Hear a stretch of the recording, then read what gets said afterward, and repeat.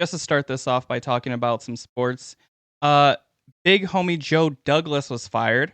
Uh, I'm shocked. I'm shocked by the news. You mean to tell me you handed the franchise over to a 40-year-old, 41-year-old quarterback has been who doesn't want to be a leader at this point in his career?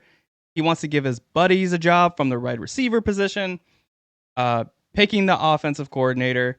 Oh, and we're only going to win like 3 or 4 games, even though you gave me all that power. I told y'all from the start, from last year when they first got Aaron Rodgers, that this was going to be an economical and financial disaster. Rodgers doesn't even want to be back next year. He committed highway robbery in 4K. I feel bad for the Jets. It's really bad. It's a bad look on your franchise when the Bears fans will come out and feel confident to roast your team. Like, that's an issue. 100% that's an issue. Lakers disappointed me again with another loss to the Denver Nuggets, which makes it 13 straight losses. AD had a bad game. Not to put all the blame on him, but we kind of go as AD goes. Bad games happen. He's had a good start to the year so far. If you look at the box score, there's not a lot of blame to go around. The main problem really is our defense. Not in the sense of like lacking in effort, but Denver is a very lengthy team, a lengthy, skilled team full of players. And the Lakers are a very undersized team.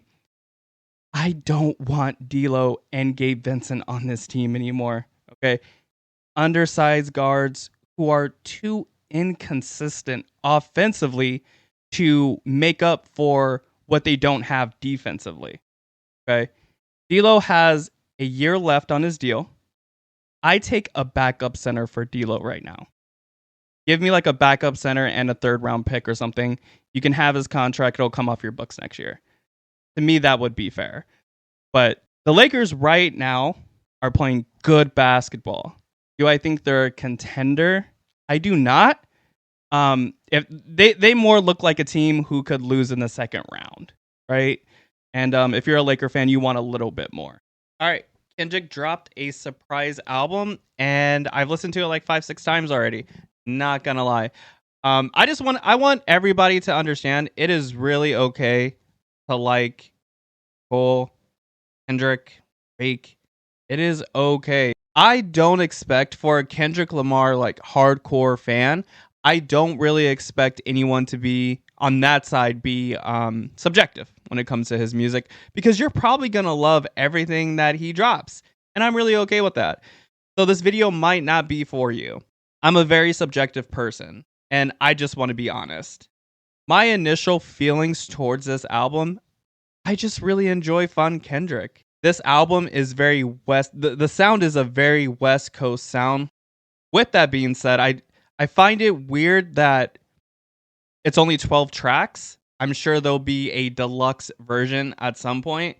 But do I think overall this is his best work? I don't.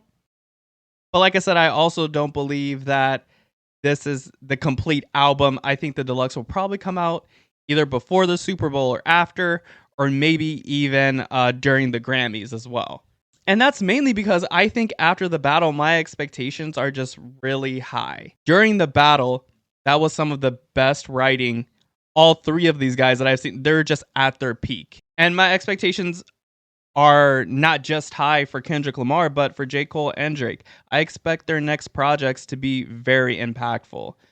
So yeah, I think initially the album is okay. I might not agree with the little Wayne name drop that he did in the intro of the song.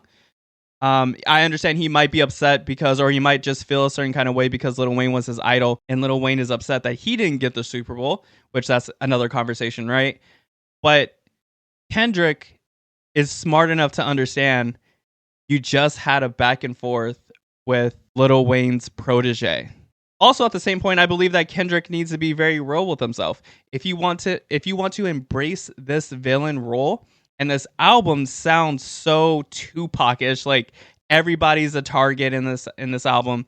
It's me against the world kind of thing. If you want to be the villain, that you got to be okay with your idols not aligning with your ideals. I just can't see the most highly anticipated album, a hip hop album, only being 12 tracks. Also, I do believe that numbers matter. I'm not saying that numbers tell the whole story, but I do believe they matter. For guys like J. Cole, Kendrick, Drake, numbers do matter. The album is projecting to do 300 mil to 340 million. That's a little low for this is Kendrick's best year, right? Coming off a battle, doing the Super Bowl, probably going to win a Grammy for the Not Like Us track. And I was really expecting him to these numbers to be 600 million is what I was initially thinking. 600 million was like kind of like that ballpark. You know, and we are going to be comparing Drake and Kendrick together for a very long time. And if this is Kendrick's best year, it really doesn't match up with 2018 Drake and Scorpion. 2018 Scorpion is the highest selling opening week hip hop album.